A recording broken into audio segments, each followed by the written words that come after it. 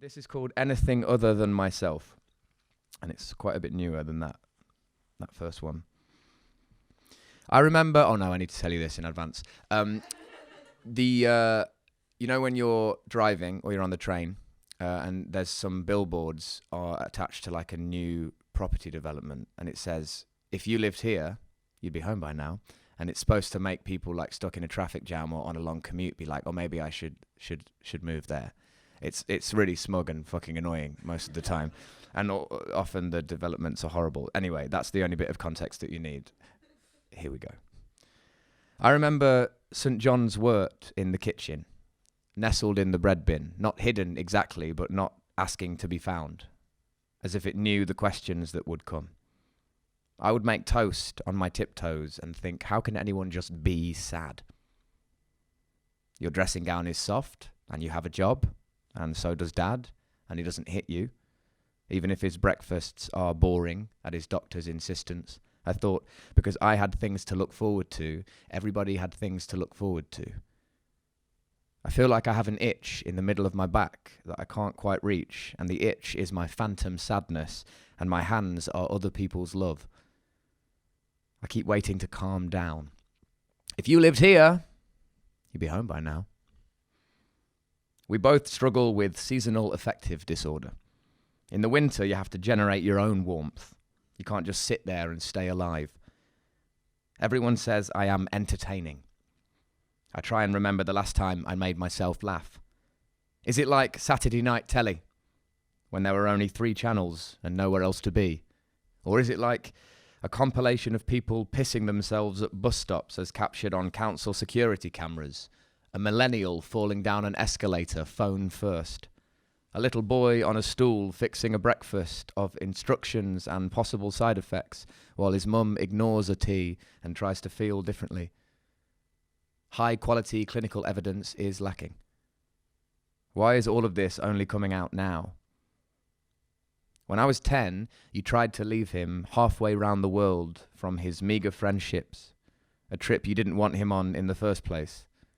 He didn't get out of bed for months, just carried his sadness to different climates as we worked our slow way home.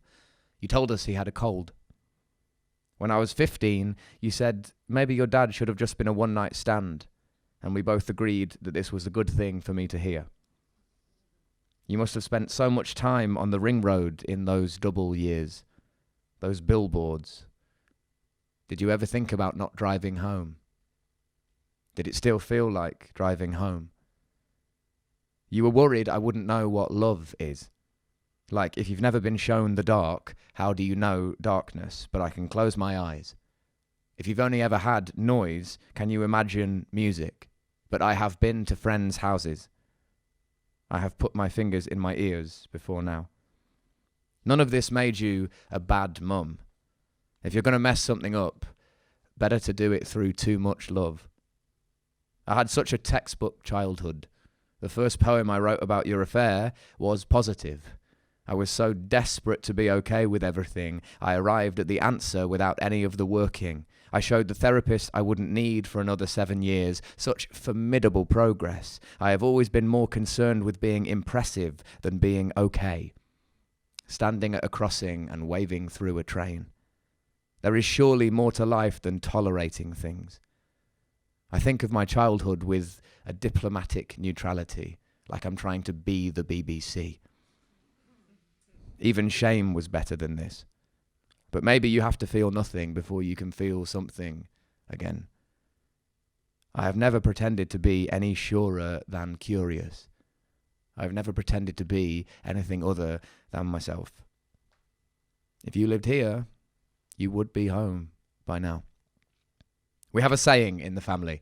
After I burst a 3-kilogram bag of oats by tearing, not cutting, despite your repeated warnings.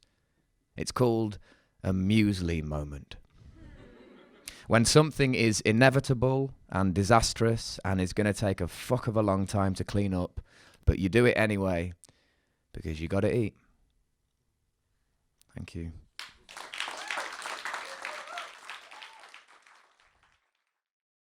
Thank you so much for watching this video. If you enjoyed it, we'd appreciate it if you could hit the like button, if you could hit the subscribe button, and make sure to ring that bell icon so you don't miss any updates from us in the future. If you want to go that extra mile and support us a little further, we do have a Patreon channel with loads of exclusive goodies, and you can sign up for as little as $1 a month. We appreciate your help, guys, and hopefully we'll see you again soon.